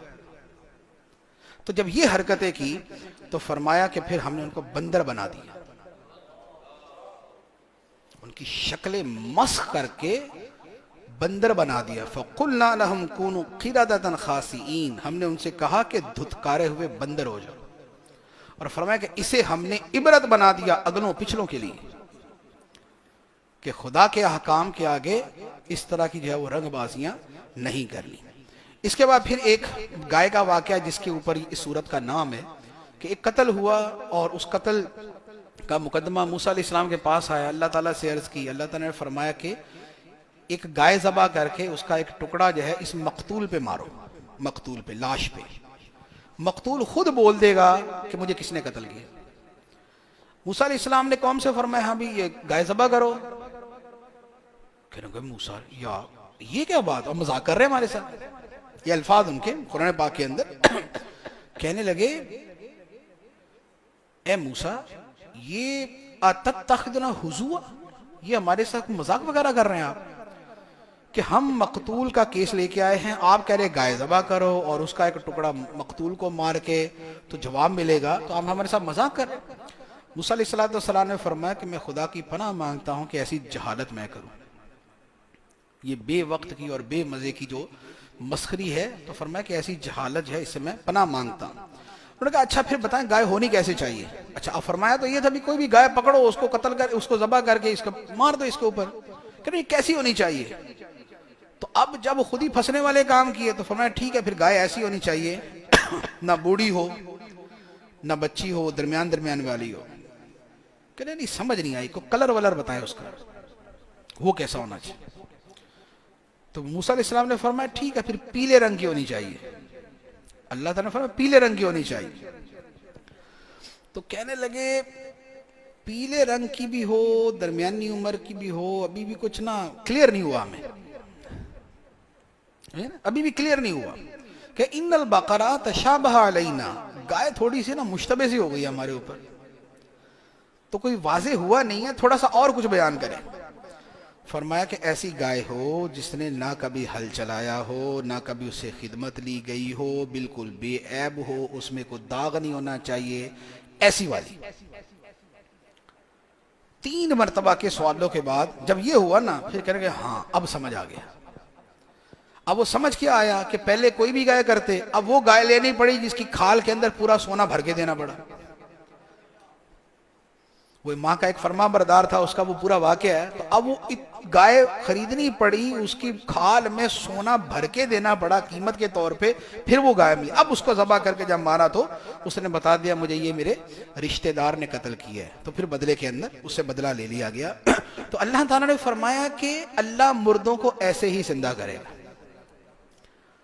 کیا گائے کا ٹکڑا مارنے سے مردہ زندہ ہوتا ہے؟ نہیں ہوتا، لیکن خدا نے کر دیا، تو فرمایا خدا ایسے ہی کرے گا کہ جیسے چاہے زندہ کر دے، اس کی قدرت ہے، چاہے تو کن فرما کے زندہ کر دے، چاہے گائے کے ٹکڑے مارنے سے زندہ کر دے، چاہے آسمان سے بارش برسائے، تو جیسے مردہ کھیتی زندہ ہو جاتی ہے اسی طرح مردہ انسانوں کو زندہ کر دے۔ تو فرمایا کذالک یحیی اللہ الموتیٰ، ایسے ہی اللہ مردوں کو زندہ فرمائے گا۔ پھر فرمایا کہ یہ جو لوگ تھے ان کی حرکتیں کہ رب کی باتوں پر رنگ برنگے اعتراض، نہیں ایسا نہیں ایسا ہونا چاہیے، نہیں ایسا نہیں ایسا ہونا چاہیے، فرمایا کہ ان کے دل پتھروں جیسے ہو گئے۔ خدا کے احکام کا طریقہ کیا ہے کہ سیدھا سیدھا مان لیں، یہ نہیں ہے فرمایا کہ سود حرام ہے، نہیں نہیں نہیں، اصل میں سود تو اس کے بغیر تو نظام ہی نہیں چلے گا۔ فرمایا پردہ کرو، نہیں نہیں پردہ تو یہ فیشن کے خلاف۔ تو یہ خدا کے احکام کے آگے سے آرگیومنٹ جو ہے یہ نہیں. تو فرمایا کہ یہ لوگ جو تھے ان کے دل پتھروں جیسے ہو گئے، بلکہ پتھروں سے زیادہ سخت کہ پتھروں سے بھی پانی نکلتا ہے، ان کے دل سے وہ بھی نہیں نکلتا. پھر آگے ان کی حرکتیں، اللہ کی کتاب کو بدل دیا. اچھا، اپنی طرف سے ذہن بنایا ہوا کہ یار ہم نے تو بخشے ہی جانا ہے نا، عمل کوئی نہیں، نہ عقیدہ ٹھیک نہ عمل ٹھیک. لیکن بات کیا، لن تمسنا النار الا ایاما معدودہ، ہمیں تو آگ چھو بھی نہیں سکتی، ہمیں تو آگ چھو بھی نہیں سکتی. ہاں چند دن تھوڑے بہت، کچھ 40 دن جو بچڑے کی پوجا کی تھی نا، بس اتنے دن تو ہمیں جہنم میں جا سکتے ہیں، میں اس سے زیادہ نہیں. اللہ تعالیٰ نے فرمایا کہ تمہارے پاس کو خدا کا عہد لکھا ہو، کوئی ایگریمنٹ لکھا ہو کہ تم نے اتنے دن ہی جہنم میں جانا ہے؟ اگر تو لکھا ہوا ہے پھر تو اللہ جو ہے وعدہ خلافی نہیں کرے گا. اگر تو تمہارے پاس کو خدا نے کہا ہوا ہے تمہیں کہ تم تو پکے جنتی ہو اور تم جہنم میں نہیں جاؤ گے، ہاں کوئی 2-4 دن کے لیے چلے گئے سو چلے گئے، اگر تو تمہارے پاس خدا کا معاہدہ ہے تو پھر تو خدا پابندی کرے گا اس کی، یعنی اسے پورا فرمائے گا. لیکن اگر نہیں ہے اور یقیناً نہیں ہے تو پھر خدا کا قانون کیا ہے کہ جس نے برائی کی اور اس کی برائی نے اس کو گھیر لیا، حتیٰ کہ کوئی نیکی باقی نہ رہی، یہاں تک کہ ایمان بھی باقی نہ رہا، تو فرمایا پھر وہ ہمیشہ جہنم میں رہے گا. اور جنت کن کے لیے ہے کہ جن کی بات کرتے ہو کہ ہم تو ہیں جنتی، فرمایا والذین آمنوا وعملوا الصالحات اولئک اصحاب الجنہ، وہ لوگ جو ایمان لائے اور اچھے اچھے کام کیے، یہ جنتی ہیں، یہ ہمیشہ جنت میں رہیں گے، یہ جنت ہے. تو قرآن کا اسلوب یہی ہے کہ قرآن جو ہے وہ یوں بیٹھے بیٹھے بشارت نہیں دیتا کہ آئے تو چلو بھی سارے جنت ہیں، ایسا نہیں. قرآن عمل عمل عمل عمل عمل عمل کی آیات نکالے تو 1000 آیتیں تو عمل بھی نکل آئیں گے. پہلے کیا گزرا، وبشر الذین آمنوا وعملوا الصالحات، بشارت دو ایمان والوں کو اور جو نیک کام بھی کریں. یہاں بھی فرمایا کہ جو ایمان لائے اور نیک کام بھی کرے. اس کے بعد پھر بہت سے احکام ہیں، ماں باپ کی خدمت کرو، رشتہ داروں سے اچھا سلوک کرو، یتیموں سے اچھا سلوک، مسکینوں سے، لوگوں سے اچھے انداز میں بات کرو، کاٹ کھانے کو نہیں دوڑو، نماز قائم کرو، زکوٰۃ ادا کرو. فرمایا کہ یہ سارے احکام دیے گئے. یہ سب مختلف احکام جو ہے وہ چلتے رہے. لیکن ان کا آگے سے کیا کہنا تھا، جب نبی پاک علیہ الصلوۃ والسلام فرماتے کہ ایمان لاؤ اور جو قرآن ہے اس پر ایمان رکھو، تو کہتے ہیں یہ ہمارے دلوں پہ تو پردے پڑے ہوئے. مراد یہ کہ ہمارا دل تو ایمان کی تھیلی میں ایسا پکا ہوا پڑا ہے کہ اب کوئی اور شے کا ایمان اندر نہیں جا سکتا. تو اللہ تعالیٰ نے فرمایا کہ ایسا پکا ایمان نہیں ہے، بل لعنہم اللہ بکفرہم، بلکہ ان کے کفر کی وجہ سے خدا نے ان پہ لعنت کی ہوئی. تو یہ خدا کی لعنت ہے جو یہ ایمان نہیں قبول کر سکتے. یہ نہیں ہے کہ ایمان اتنا پکا ہے. اب یہ سب کے بعد فرمایا کہ یہ سارا ان کی پھر اور مزید جو ہے وہ کئی خصلتیں بیان کرنے کے بعد ایک اور آگے بیان کیا. ایک مرتبہ یہودی نے آگے پوچھا کہ اے محمد صلی اللہ علیہ وسلم، ہم آپ کی بات تو مان لیں گے، یہ بتائیں فرشتہ کون سا آتا ہے آپ کے پاس؟ فرمایا جبرائیل. کہنے کہ جبرائیل؟ فرمایا ہاں. پھر نہیں مانیں گے. اگر جبرائیل آتا پھر نہیں مانیں، یہ ہمارا پرانا دشمن ہے. یہودی کہنے لگے یہ ہمارا پرانا دشمن ہے، یہ پہلے بھی جو ہم پہ سزائیں آتی تھی نا وہ یہی لے کے آتے تھے. تو اگر کوئی اور فرشتہ آئے گا نا تو مان لیں گے، جبرائیل آئیں گے پھر نہیں مانیں گے. اب جبرائیل کون ہے؟ خدا کے پیارے فرشتے، اللہ کے اتنے مقرب بندے. اللہ تعالیٰ نے فرمایا من کان عدوا لجبریل، جو جبرائیل کا دشمن ہوتا ہے تو ہو. نبی کے دل پہ قرآن جو نازل وہ کرتے ہیں وہ خدا کے حکم سے کرتے ہیں، اپنی طرف سے نہیں کرتے. اور پھر فرمایا من کان عدوا للہ وملائکتہ ورسلہ وجبریل ومیکائیل فإن اللہ عدو للکافرین، جو اللہ کا دشمن ہو، اللہ کے فرشتوں کا دشمن ہو، اللہ کے رسولوں کا دشمن ہو، اور جبرائیل کا اور میکائیل کا دشمن ہو، تو پھر اللہ کافروں کا دشمن ہے. یعنی جو ان کا دشمن وہ کافر، جو قرآن فرما رہا ہے. کس کا؟ اللہ کا دشمن، فرمایا کافر. فرشتوں کا دشمن، فرمایا کافر. رسولوں کا دشمن، فرمایا کافر. جبرائیل و میکائیل کا دشمن، فرمایا کافر. تو اس سے پتہ چلا کہ یہ جو مقدس ہستیاں ہیں، ان کی دشمنی، ان کی عداوت، ان کا بغض معمولی نہیں ہے. خدا سیدھا فرماتا فإن اللہ عدو للکافرین، بے شک اللہ دشمن ہے کافروں کا.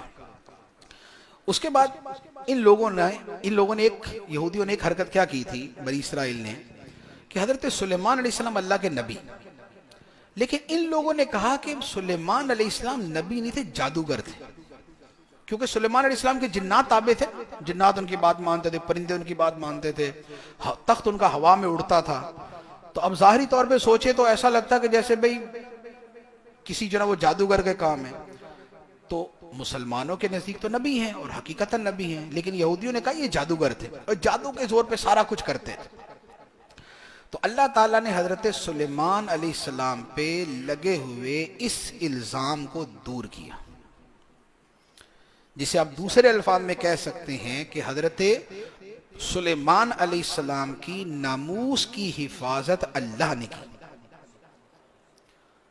یہ ہے ناموس رسالت، کہ ناموس رسالت سلیمان علیہ السلام کا تحفظ خدا نے کیا. فرمایا ما کفر سلیمان، سلیمان نے کفر نہیں کیا، جادو وادو نہیں کیا، ولیکن الشیاطین کفروا، یہ تو شیطانوں نے کفر کیا تھا، جادو کی باتیں وہ کرتے تھے.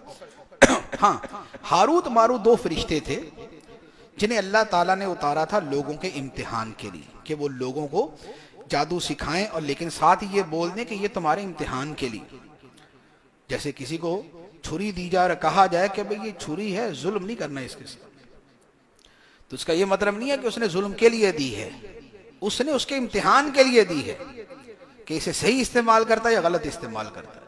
تو یہ ہاروت ماروت جو ہے یہ دو فرشتے تھے، اور انہوں نے کو گناہ نہیں کیا تھا. گناہ کی بہت سی روایتیں ملتی ہیں لیکن وہ درست نہیں ہیں. تو ان کو اللہ تعالیٰ نے لوگوں کے امتحان کے لیے اتارا تھا. اس کے بعد یہودیوں کی ایک غلط حرکت کیا تھی کہ نبی پاک علیہ السلام کی گستاخی کے لیے رنگ برنگے طریقے اپناتے تھے.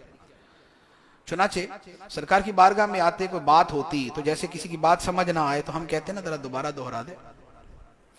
تو یہ کیا کرتے تھے، یہ بولتے تھے راعینا، ہماری رعایت کریں، یعنی ہماری رعایت کر کے دوبارہ بتا دیں. لیکن وہ راعینا کو تھوڑا سا کھینچ کے پڑھ دینا تو اس کا مطلب بن جاتا ہمارا چرواہا. تو یہ گستاخی کرتے تھے. تو ایک صحابی تھے، ان کو سمجھ آ گئی کہ یہ کیا بولتے ہیں. تو انہوں نے کہا کہ اگر آئندہ تم لوگوں نے نبی پاک علیہ السلام کی ایسی گستاخی تو جان سے مار دوں گا. کہنے لگے ہمیں کہہ رہے ہو، تمہارے اپنے مسلمان بھی یہی بولتے ہیں، وہ بھی تو رائے نہیں کہتے، ہم بھی تو وہی کہتے ہیں. تو یہ سرکار کی بارگاہ میں یا رسول اللہ میں نے ان کو اس طرح کہا ہے اور یہ کہہ رہے کہ تمہارے مسلمان بھی ایسی بات کرتے ہیں. تو اللہ تعالیٰ نے قرآن میں لفظ نازل فرما دیا کہ یہ نہیں بولنا، یہ بولنا ہے. نبی کی بارگاہ میں ایسا لفظ ہی نہیں بولنا کہ جس سے کوئی دوسرا بندہ غلط طریقے سے استعمال کر سکے. یہ بولنا ہی نہیں راعینا، کہو انظرنا، حضور نظر فرمائیں، حضور نظر فرمائیں. تو ہم اسی لیے یا رسول اللہ انظر حالا. تو یہ انظر جو ہے یہ یہی والا ہے کہ ہم کہتے ہیں کہ حضور نظر فرمائے ہمارے حال. تو یہ نبی پاک علیہ الصلوۃ والسلام کی تعظیم کی بات. تو یہ مسلسل جو ہے یہ سارے واقعات بنی اسرائیل کے چلتے. اب اس کے بعد حضرت ابراہیم علیہ الصلوۃ والسلام کا واقعہ. فرمایا کہ ابراہیم کو اس کے رب نے بہت سی باتوں میں آزمایا، بڑے امتحان لیے، لیکن ہوا کیا؟ فَأَتَمَّهُنَّ، ابراہیم نے ہر امتحان کو پورا کر دیا. فرمایا ابراہیم کو بہت سی باتوں سے آزمایا. آگ میں ڈالے جانے کی باری آئی، وہ کامیاب ہو گئے. بچے کو ذبح کرنا تھا، وہ کامیاب ہو گئے. بیوی بچے کو بیابان میں چھوڑنا تھا، وہ کامیاب ہو گئے. وطن چھوڑ کے ہجرت کرنی تھی، وہ کامیاب ہو گئے. تو فرمایا کہ ہم نے جس کام میں آزمایا فَأَتَمَّهُنَّ، انہوں نے اسے پورا کر دیا. تو جب انہوں نے پورا کر دیا تو رب نے فرمایا انی جاعلک للناس اماما، اے ابراہیم تجھے ساری دنیا کا امام بنا دیا. اے ابراہیم تجھے ساری دنیا کا امام بنانے والا، پیشوا بنانے والا. اس لیے یہودی کہتے ہیں ابراہیم علیہ السلام ہمارے، عیسائی کہتے ہیں ہمارے، ہم کہتے ہیں ہمارے. تو یہ ساری دنیا کا پیشوا بنا دیا. لیکن کب؟ جب امتحانوں پہ پورے اترے. نبوت ایسا مرتبہ ہے کہ جس میں بڑی کڑی آزمائشوں سے گزارا جاتا ہے. یہ صرف یہ نہیں ہے کہ ایک فضیلت ہے، رب کی عطا سے ملتی ہے، لیکن ملنے کے بعد بھی جن امتحانات سے گزارا جاتا ہے دوسرا بندہ نہیں کر سکتا. حضرت ایوب علیہ السلام کا واقعہ دیکھ لیں، یعقوب علیہ السلام کا دیکھ لیں، یوسف علیہ السلام کا دیکھ لیں، نوح علیہ السلام کے 950 سال دیکھ لیں، ابراہیم علیہ السلام کی قربانیاں دیکھ لیں. موسیٰ علیہ السلام ساری زندگی قوم سے پریشان رہے. تو یہ سب ان آزمائشوں سے گزارا جاتا ہے. اسی میں پتہ چلا کہ زندگی میں جو آزمائشیں ہوتی ہیں نا، یہ بندے کو گرانے نہیں آتی، یہ بندے کو اٹھانے آتی ہیں. ہم پریشانیوں کو لیتے ہیں کہ پریشانیاں مارنے آئی ہیں، نہیں، پریشانیاں زندہ کرنے آئی ہیں. مصیبت کو مصیبت سمجھیں گے تو یہ مصیبت سے بڑی مصیبت ہے، اور مصیبت کو سبق سمجھیں گے تو آئندہ کے لیے یہ بند بن جائے گا، آئندہ بندہ اسے بچ جائے گا. تو زندگی کی جو غلطیاں ہوتی ہیں، اسے کہا جاتا ہے stepping stones. Mistakes are stepping stones. کہ غلطیاں جو ہیں یہ کیچڑ ویچڑ میں رکھے ہوئے وہ پتھر ہیں کہ جن کے اوپر بندہ پاؤں رکھ کے جاتا ہے، یہ وہ ہے. تو مصیبت کو خدا کی طرف سے امتحان، خدا کی حکمت اور اپنا امتحان سمجھے. خدا کی حکمت اور اپنا امتحان سمجھے. بعض جملے بڑے خوبصورت ہوتے ہیں. وہ ہمارے ایک دوست ہیں یہی ڈیفنس کے، آصف پولانی بھائی، وہ ہر جمعے کو ماشاءاللہ وہ چند جملے بھیجتے ہوتے ہیں بڑے ایمان افروز قسم کے. آج یہی والا تھا ان کا جمعے پہ کہ یہ مصیبت جو ہے وہ خدا کی حکمت اور بندے کا امتحان ہوتا ہے. اور یہ حقیقت ہے. اگر مصیبت بری چیز ہوتی تو نبیوں پہ کبھی نہ آتی. اگر مصیبت بری چیز ہوتی تو نبیوں پہ کبھی نہ آتی. نبیوں پہ بہت آئی، اس کا مطلب یہ ہوا کہ یہ بری نہیں ہے، یہ کسی مقصد کے لیے آتی ہے. تو حضرت ابراہیم علیہ السلام کے یہ امتحانات ہوئے. فرمایا گیا کہ اب میرا گھر تعمیر کرو. گھر تعمیر ہوا. جس پتھر پہ ابراہیم علیہ السلام نے خانہ کعبہ تعمیر کیا، فرمایا وَاتَّخِذُوا مِن مَّقَامِ إِبْرَاهِيمَ مُصَلًّى. جس پتھر پہ ابراہیم کے پاؤں لگے ہیں اب تم وہاں پہ سر رکھا کرو، اسے مصلی بناؤ، سجدہ گاہ بناؤ اسے. یہ ہے نبی کے قدموں کا مقام. پھر فرمایا کہ خانہ کعبہ کو پاک و صاف رکھو. حضرت ابراہیم علیہ السلام نے بہت سی دعائیں کی. اللہ تعالیٰ نے ہر دعا قبول فرمائی. جو دعا یہاں پر کی اللہ تعالیٰ نے قبول فرمائی. فرمایا یا اللہ اس شہر کے اندر پھل ہی پھل کر دے. اللہ تعالیٰ نے پھل ہی پھل کر دیا. اب دیکھ لیں مکہ مکرمہ. فرمایا وَارْزُقْ أَهْلَهُ مِنَ الثَّمَرَاتِ. پھل دینا ان کو. ایسے پھل ہیں یورپ امریکہ میں ملتے ہیں، وہاں مل جاتے ہیں. پھر عرض کی اے اللہ میری اولاد میں ایک ایسی امت بنانا جو تیری فرما بردار ہو. خدا نے یہ امت بنا دی. فرمایا ایک رسول بھیجنا بڑی شانوں والا، قرآن پڑھے، کتاب سکھائے، حکمت سکھائے، پاک و صاف کر دے. خدا نے اپنے حبیب کو بھیج دیا. تو یہ ساری کی ساری جو ہے یہ حضرت ابراہیم علیہ السلام کی خصوصیات. اب ان سب کے بعد فرمایا کہ اب ان کے کہنے پر اور ان کے طریقے پر چلو. فَإِنْ آمَنُوا بِمِثْلِ مَا آمَنْتُمْ بِهِ فَقَدْ اهْتَدَوْا. اگر لوگ ایمان لائے ایسے جیسے اے صحابہ تم ایمان لائے تو لوگ ہدایت پا جائیں گے. ان ساری باتوں کو مانیں گے. باقی عیسائیوں کا ایک طریقہ تھا، بچہ پیدا ہوتا ہے اس پہ رنگ منگ چڑھاتے ہیں. آپ نے بھی دیکھا ہوگا بپتسمہ جسے کہتے ہیں، وہ پیلا سا رنگ اس پہ چڑھاتے ہیں. تو فرمایا کہ یہ پیلے نیلے رنگ نہیں، یہ بولو صبغۃ اللہ، ہم نے اللہ کا رنگ چن لیا. صبغۃ اللہ، اللہ کا رنگ، اللہ کے دین کا رنگ. وَمَنْ أَحْسَنُ مِنَ اللَّهِ صِبْغًا. اور خدا سے بڑھ کے کس کا رنگ خوبصورت ہے؟ اللہ تعالیٰ رنگ سے پاک ہے، اس کے دین کا رنگ. دین کا رنگ چڑھ جائے تو کیا ہوتا ہے؟ دین کا رنگ چڑھ جائے تو ظاہری اعتبار سے وہ بندہ ہمارے جیسا ہوتا ہے، لیکن لوگوں کے دل اس کی طرف کھنچتے ہیں. وہ دنیا سے چلا بھی جاتا ہے، نظر نہیں آ رہا، تب بھی لاکھوں لوگ اس کے مزار پہ پہنچے ہوتے ہیں. یہ وہ ہے جن پہ خدا کا رنگ چڑھا ہوتا ہے. تو خدا کے رنگ کی کشش جو ہے وہ لوگوں کو اپنی طرف کھینچ لیتی ہے. اب یہ سارے واقعات کے بعد فرمایا تلک امۃ قد خلت لها ما کسبت ولکم ما کسبتم ولا تسألون عما كانوا يعملون. کہ یہ ایک امت تھی جو گزر گئی، ان کے لیے ان کے اعمال، تمہارے لیے تمہارے اعمال، اور تم سے دوسروں کے عمل کے بارے میں نہیں پوچھا جائے گا. بات کرنے کا مقصد یہ ہے کہ صرف اپنے بڑوں کی فضیلت پر ہی ناز نہ کرتے رہو کہ ہمارے بڑے یہ اور تمہارے بڑے یہ. فضیلت بیان کرنے کی، ماننے کی، دل میں جگہ دینے کی سب اچھی، لیکن ساتھ میں فرمایا کہ کچھ اپنی کمائی بھی ہونی چاہیے. وَلَكُمْ مَا كَسَبْتُمْ، تمہارے لیے تمہاری کمائی، جو تم عمل کرو گے، جو تم کماؤ گے، وہ تمہارے لیے۔ دوسروں نے کیا کیا اور کیا کر گئے، اس کا تم سے نہیں پوچھا جائے گا، تم سے پوچھا جائے گا تم نے کیا کیا۔ تو لہذا اپنے عمل پہ نظر رکھو۔ یہ اس پارے کی آخری آیت مبارکہ تھی جسے میں نے تفسیر بیان کر دی۔ اللہ تبارک و تعالی ہمیں قرآن کا فہم عطا فرمائے، آمین بجاہ النبی الامین صلی اللہ علیہ وسلم۔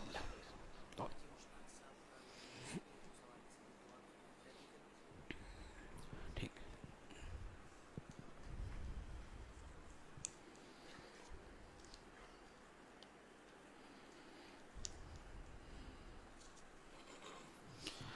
اللهم صل على سيدنا ومولانا محمد معدن الجود والكرم وآله وبارك وسلم۔